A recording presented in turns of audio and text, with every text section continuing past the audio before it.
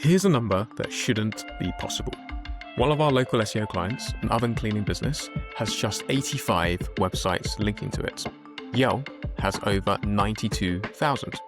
Yelp, over 1 million. Yet for the keyword phrases that actually generate customers and inquiries, our client outranks Yelp. It outranks Yelp, Trust a Trader, Check a Trader, My Builder, Bark, etc., with a backlink profile that is somewhere between 1,000 and 17,000 times smaller than the competition. Now, if you followed SEO for any length of time, you may feel that this probably shouldn't be happening because we've all been told the same thing.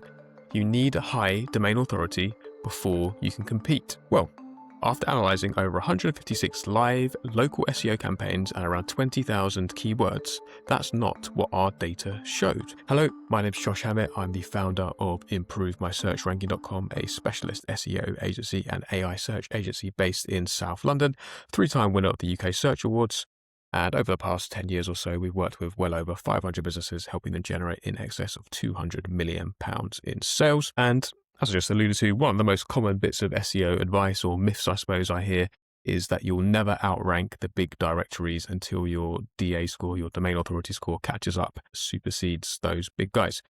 But over the past 10 years, seeing hundreds of local small businesses consistently outperform these big, huge directories, I wanted to, showcase my data and my advice on whether that concept is true or not, whether or not you need a high DA score to rank at the top of Google. So before we get into results, here is a quick bit of information on the data set, the kind of ground rules, I suppose. So as I said, this wasn't just based on one campaign I looked at, but over 156 live campaigns that are running as it stands, tracking 20,000 plus keywords. All of these particular campaigns are local service businesses, so just to bear that in mind.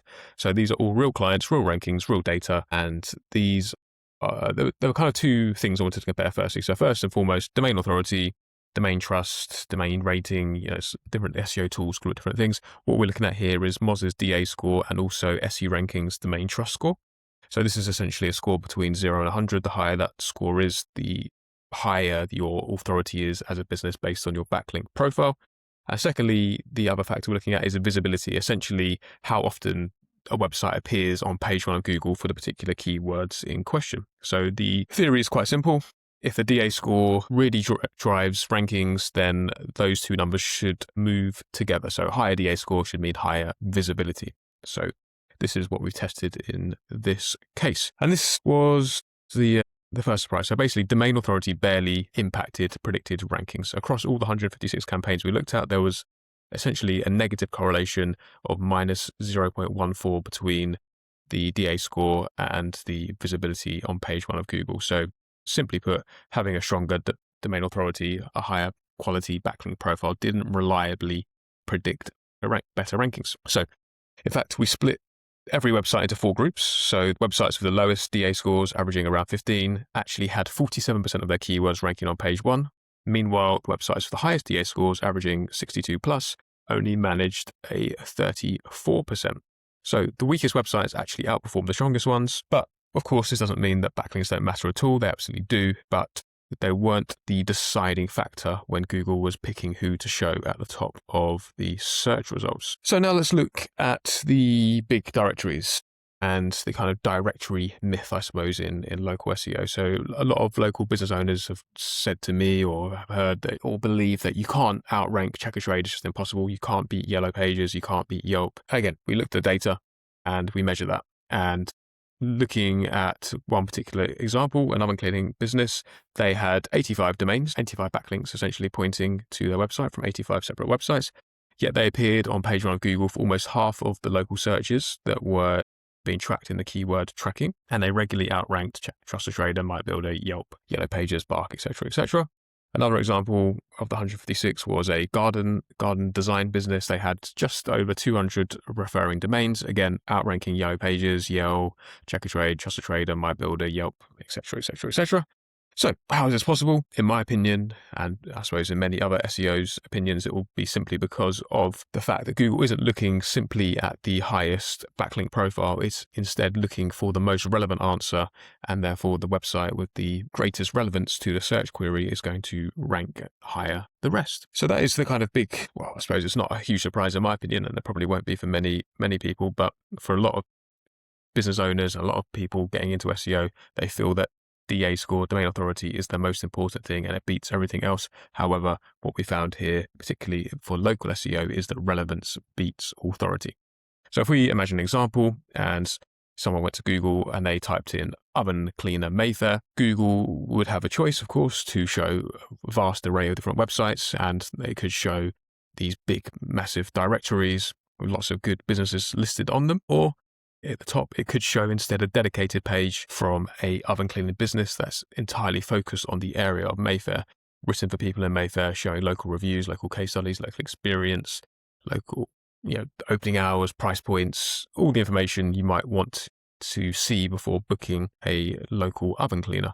So which page is more useful for the customer? Is it a directory where they need to go to see a list and some phone numbers or a click to a website, or would it be more useful to see a high quality website with expertise, authority, trustworthiness, experience showcased on that landing page you're going to click on? So based on the results in Google, it's the latter. So it's the local service business website, and that's because relevance is more important than backlinks. So authority only really comes into play when Google's choosing between two equally relevant websites or web pages. So most of the time they aren't equally relevant.